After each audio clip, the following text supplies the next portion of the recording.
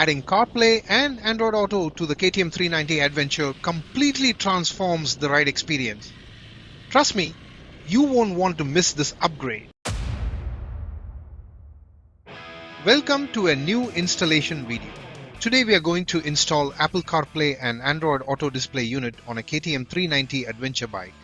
First, let us open the box and see what all is inside. This is a unit from AliExpress. The brand name is Jansight. It is a 7-inch display unit which seems a bit big compared with the 390's original display. But as there are dual dash cams, the bigger screen will be very handy, mainly to have both the rear camera view and the map navigation view on the display at the same time. This is the display unit, steady, solidly built. Then we have the two cameras for front and rear, the tire pressure monitoring sensors, the remote controller for fixing in the handlebar, and then the handlebar mount to fix the display unit on the bike. Okay, without wasting any time, let's start the installation. First, we need to remove the license plate holder, the windshield and the headlight. There are 4 wires that come from the display unit. Those 4 wires need to be connected to the front and rear cameras, the handlebar remote and the power connection. What we plan to do is to have these 4 wires connected and keep any excess wire length inside the headlight housing. By the way, I will be speeding up the video from time to time, else this will be a very long video. These are the two screws to remove the license plate holder. To remove the windshield, there are 4 screws to be removed, 2 in front and 2 on the sides.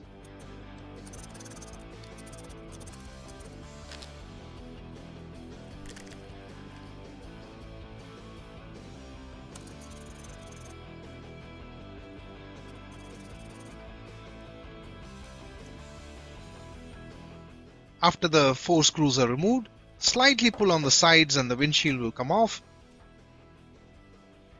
Before we remove the headlight, I want to show you the mount on which we will be fixing the display unit. I think this is from Bandidos. It is a very sleek and solid mount with good grip. This mount is specifically designed for the 390 Adventure. This was fixed by my friend together with a few other items like the crash guards, the auxiliary lights, etc. I do recommend this mount as the build quality is good. Okay, let us remove the headlights now. There are 2 screws on the sides and a mount on the bottom side from which you need to pull out the light. It is a ball socket type. Be careful as the headlight assembly is heavy and you don't want to drop it. Using both hands, carefully pull it out from the ball socket lock.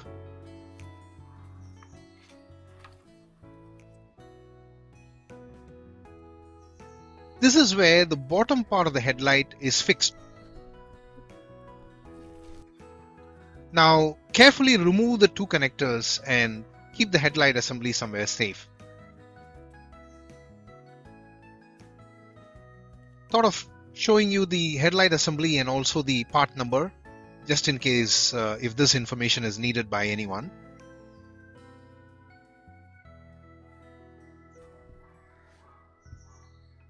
Let us fix the rear camera. There are some stickers and screws coming in the box, but I am not using them. Instead, I am using a thick transparent tape in 2 layers. This tape is good at absorbing vibrations, which helps to get a good video image. This tape is known as grip tape and available in most of the online stores.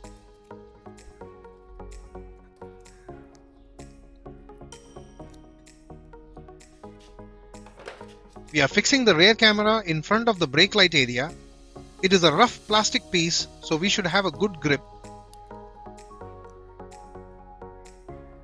The camera can be rotated to sides and up and down to align the video angle. The camera will become loose by unscrewing the screw and the adjustments can be made. It can be done even after pasting the camera, so you don't need to check the video on the screen now.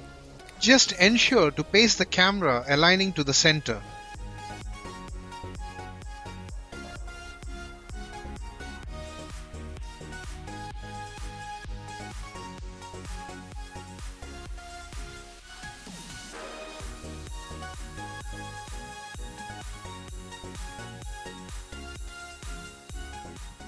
The rear camera wire is channeled under the rear grab handle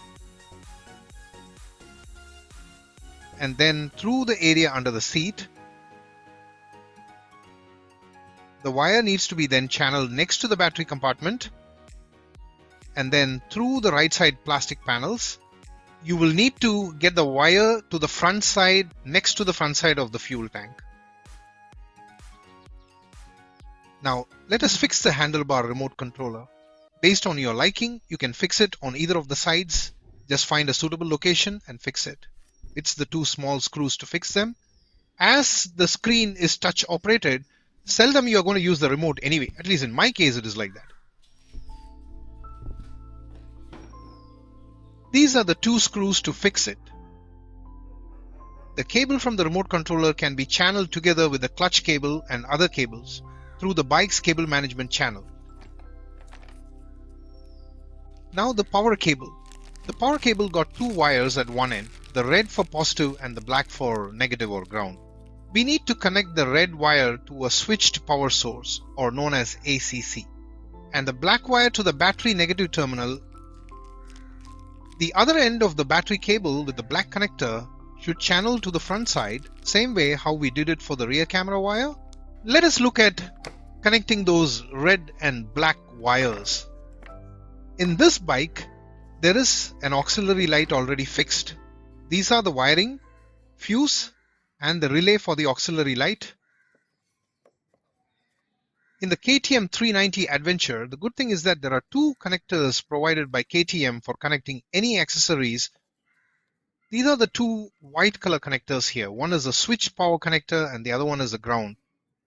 What we are going to do is use PosiTap connectors to connect the unit's red and black wires to the wires coming to the bike's accessory connectors. By this way, we do not need to cut any of the original wires. And if needed, we can easily remove the PosiTap connections for any troubleshooting on a later stage. Ensure you do not, I repeat, do not connect the red wire to the positive terminal of the battery. We need the unit to shut down when the ignition is turned off. If you connect the red wire directly to the battery, the unit will not shut down and your battery will be drained off. Now the other end of the power cable with the black connector, channel it behind the plastic panel to the front side, just like how we did it for the rear camera wire. Leave it there for now, we can connect it later on. Okay, now let us fix the front camera the same way as how we did fix the rear camera. I am skipping the fixing process but just showing you the location where it is fixed. And you can notice that it is fixed on a slanting angle. It is fine as we can rotate the camera to align the video image by loosening the screw. Before pasting, just ensure that the adjusting end of the screw is on your left side when you are looking at the bike from front. Once pasted, you will not have access to the right side of that screw, hence you won't be able to loosen that screw. It is a tricky area, but with the screw on the left side, you can use a small Allen key to loosen and tighten that screw. Alright, now we have the three cables, the rear camera cable, the power cable and the remote cable in this location. We need to channel these three cables through this hole to the inside of the headlight housing. The front camera cable does not need to go through this hole as it can be directly taken to the headlight housing through the front itself. Now looking inside the headlight housing, these are the holes through which those cables needs to come in. Let us now fix the display unit on the bike. This is the fixing that comes with the unit. We need to fix the U-clamp to the mount on the bike first. Then using the ball mounts, we will fix the display unit. The nut that comes to lock these are a plastic security one. It comes with a locking key to tighten and loosen as needed. Make sure you keep it safe for future use.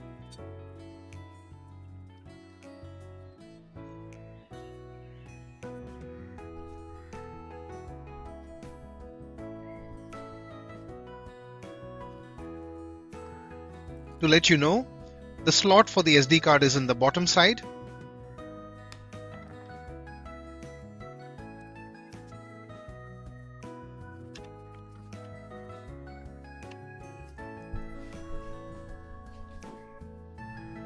This is how the ball connector is used to fix the display unit to the bike's mount. You can loosely fix it now and finalize it later by adjusting to your preferred viewing angle. Now channel those three cables, the rear camera cable, the power cable and the remote cable, to the inside of the headlight housing.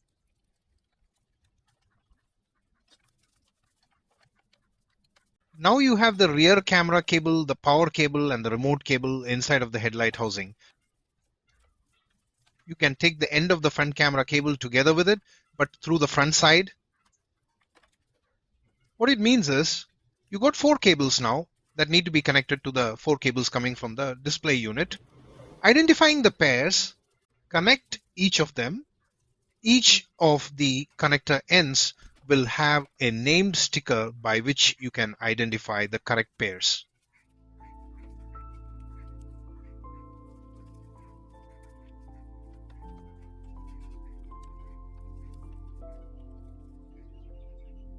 Once they are connected, tidy up the remaining loose cable using cable ties and place them inside the headlight housing.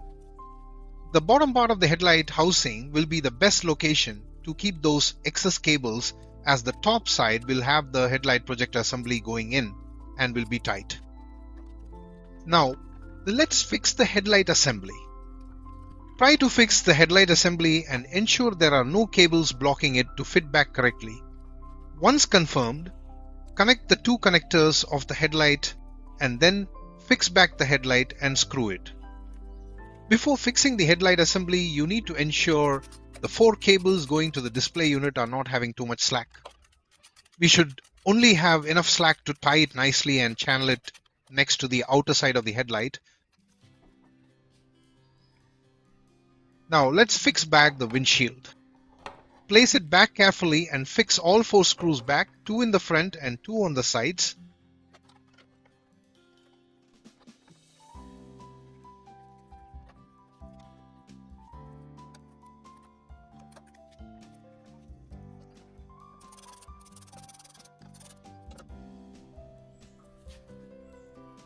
Now let's install the tire sensors. First, screw in the security nut, then screw in the sensor. Don't over tighten the sensor.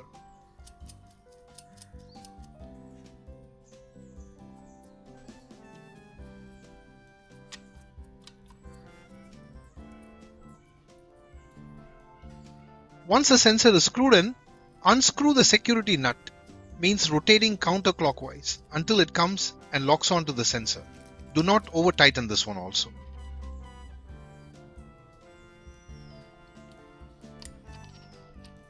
Normally the sensors come pre-paired to the unit, so you just need to install the sensors on the tires and the unit will start displaying the pressure.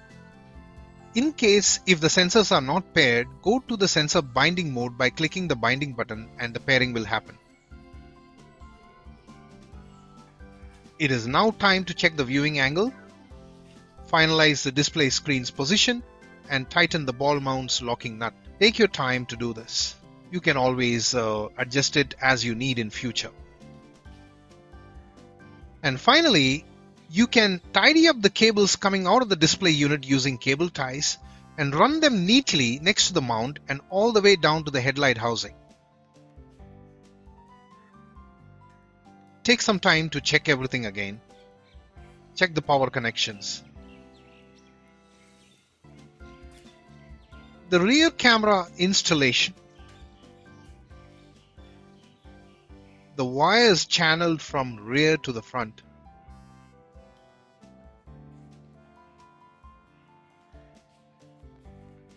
The front camera installation and the handlebar remote controller. This is to ensure everything is done perfectly and confirm all the cabling and wiring are neatly organized. Now, the moment of truth. Let us switch on, start the bike and see if the unit is powering up. Looks good. This Jansite unit supports Apple CarPlay, Android Auto, got dual dash cams, both of them recording to the SD card. You can also use it as a rear viewing option and get the display on the screen while you're riding, good as a safety option. This unit also comes with tire pressure monitoring, where you can have alerts displayed on the screen if the pressure changes. Overall, a wonderful addition to the KTM 390 Adventure, assisting you for navigation, attending calls, and also playing your loud songs while keeping your expensive phone in the pocket or somewhere safe.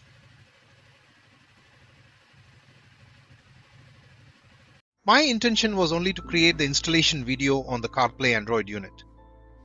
But my friend, the owner of the bike, asked me to share a few points on the Acerbis Handguards that we installed on this bike. His name is Brinto. Funny enough, he wanted mostly everything in the bike to match the KTM theme and found these orange handguards. The fixing on the bar ends is straightforward. The slider in the handlebar end needs to be removed so that the steel bar of the handguard will go in between. There are longer screws coming in the kit that can be used to fix. The clamps where the other side of the handguards are fixed to the handlebar are also straightforward. We only used one side of the aluminum washer to get a good fit based on the diameter of the KTM's handlebar.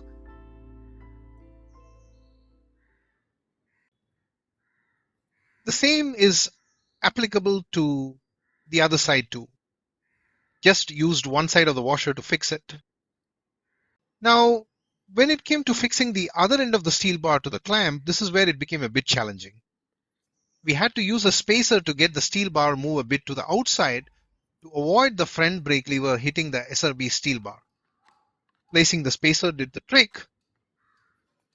We had to use a longer screw at the clamp end as the overall length increased because of the spacer.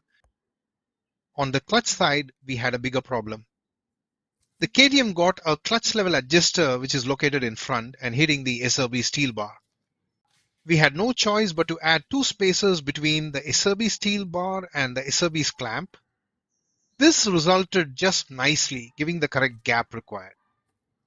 If you ask me, the overall installation of the Acerbis handguards on the KTM 390 Adventure is simple and straightforward.